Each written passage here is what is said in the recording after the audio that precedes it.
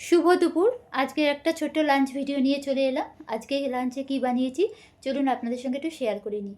প্রথমেই কিন্তু বসিয়ে দিয়েছি ভাত, আর আজকে করবো একটু মটর ডাল। তার জন্য আমি প্রেশার কুকারের মধ্যে ডালগুলোকে সেদ্ধ করে নেব। আর ডালটাকে সেদ্ধ করে নিয়ে আমি আজকে করবো একটুখানি মটর ডাল আম দিয়ে। এখন আমি ডালটাকে সেদ্ধ করতে বসিয়ে দেবো। আর এই যে রান্না করি, রান্না তো রোজই করতে হয়, আর কিন্তু এই যে রান্না করি বা যা সাধারণ আমি রান্না করি সেটাই কিন্তু আপনাদের সঙ্গে শেয়ার করি। আর তার বিনিময়ে কিন্তু আপনারা আমাকে অনেক ভালোবাসা দেন আর অনেক সুন্দর সুন্দর কমেন্ট করেন। তাতে কিন্তু আমার রান্নার ইচ্ছাটা কিন্তু সত্যিই আরও অনেক বেড়ে যায়। আর এখন কিন্তু দেখুন আমার ডালটা সেদ্ধ হয়ে গেছে, আর আমি ডালটার ফোড়নও দিয়ে দিলাম, মানে একটুখানি সর্ষে আর শুকনো লঙ্কা দিয়ে দিলাম, আর কেটে রাখা আমগুলোও দিয়ে দিলাম, আর একটু নুন হলুদ দিয়ে কিন্তু এখন আমগুলোকে বেশ ভালো করে ভেজে নেব। আর গরমকালে কিন্তু টকের ডাল খেতে ভালোই লাগে। টকের ডাল কেন, যে কোনো টক খেতেই ভালো লাগে। এরপর তো আরও গরম পড়বে, তখন দেখবেন খাবার তো খেতে ইচ্ছা করে না সবারই। তখন একটা টক থাকলে বা টকের ডাল থাকলে কিন্তু বেশি কিছু লাগে না। আর এখন আমি এর মধ্যে ডালটাও দিয়ে দিলাম। আর মটর ডাল কী হয়, একটুখানি না মানে গাঢ় হয়ে যায়, তাই জন্য এর মধ্যে আমি বেশ কিছুটা জল দিয়ে দেবো। মানে কিছুক্ষণ পর দেখবো মানে ডালটা একটু গাঢ় হয়ে গেছে। আর একটু জল দিয়ে দিলাম, আর কতগুলো কাঁচা লঙ্কা দিয়ে দিলাম। আর যেহেতু টক ডাল একটু তো চিনি দিতেই লাগে। আর আমরা আবার খুব টক খেতে পারি না, মানে একটু টক মিষ্টি এরকম থাকে, সেটাই খেতে পারি। মানে খুব টক ডাল হলে একটু অসুবিধা হয়।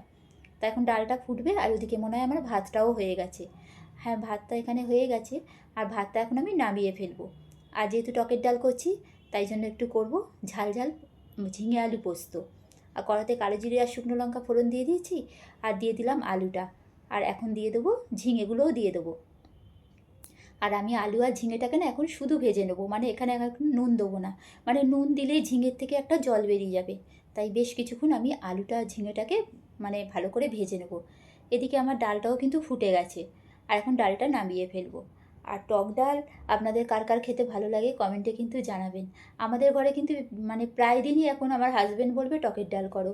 তাই টক ডালটা কিন্তু খুব বেশিই হয় এখন। আর ডাল ডাল আমার ঘরে খুব বেশিই হয়, কারণ আমাদের মানে ডালটা ছাড়া হয় না, আর ডালটা সবাই পছন্দ করে। আর এখন ডালটা আমি নামিয়ে ফেললাম। আর ঝিঙে আলুটাও কিন্তু ভাজা হয়ে গেছে। এখন এর মধ্যে আমি দিয়ে দিলাম নুন, আর দিয়ে দিলাম হলুদ। এখন কিন্তু এটাকে আমি মানে এখন যে নুনটা দিলাম, এখন একটু জলটা কিন্তু অতটা বেরাবে না। আর একটু দিয়ে দিলাম লঙ্কার গুঁড়ো, আবার কিছুক্ষণ বেশ ভালো করে ভেজে নেবো। মানে একটু ভাজা ভাজা হয়ে যাবে, আর জলটাও শুকিয়ে যাবে, যেই জলটা আছে সেটাও শুকিয়ে যাবে। তো ভালো করে ভেজে নেবো। আর এদিকে কিন্তু আমি পোস্ত বেটে রেখেছি বেশ খানিকটা কাঁচা লঙ্কা দিয়ে, মানে অনেকগুলো কাঁচা লঙ্কা দিয়ে পোস্তকে বেটে রেখেছি। সেই পোস্তটা কিন্তু এখন এর মধ্যে দিয়ে দিলাম। এবার পোস্তটা দিয়েও কিন্তু আরও কিছুক্ষণ মানে ভালো করে ভাজবো। ভেজে একটু সামান্য অল্প জল দিয়ে দেবো। আর এখন আমি কিছুক্ষণ সময় নিয়ে এটাকে ভেজে নেবো। ততক্ষণে কিন্তু আমি ওদিকে করব কিছু ভাজা।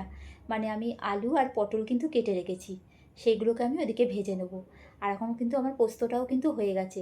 আমি দিয়ে দিলাম কতগুলো কাঁচা লঙ্কা, চিড়ে রাখা কাঁচা লঙ্কা, আর একটু সর্ষের তেল। মানে একটু পোস্ততে তো একটু কাঁচা সর্ষের তেল দিলে কিন্তু খেতে ভালোই লাগে। আর অল্প জল দিয়েছিলাম, বেশ মাখামাখাই হয়েছে। আর ঝাল ঝাল তো হয়েছে, দেখেই বুঝতেই পাচ্ছেন। আর এদিকে আমি আলু পটল কিন্তু একসাথে ভেজে নিলাম। মোটামুটি রান্না কিন্তু আমার হয়ে গেছে। আমি কিন্তু আরও একটা রান্না করেছি, অল্প পনির করেছি, সেটা আর কিন্তু দেখানো হয়নি। তো আজকের রান্নাগুলো কিন্তু কমপ্লিট। আজকের রান্না আপনাদের কেমন লাগলো একটা কমেন্ট করে জানাবেন। ভালো থাকবেন, সুস্থ থাকবেন।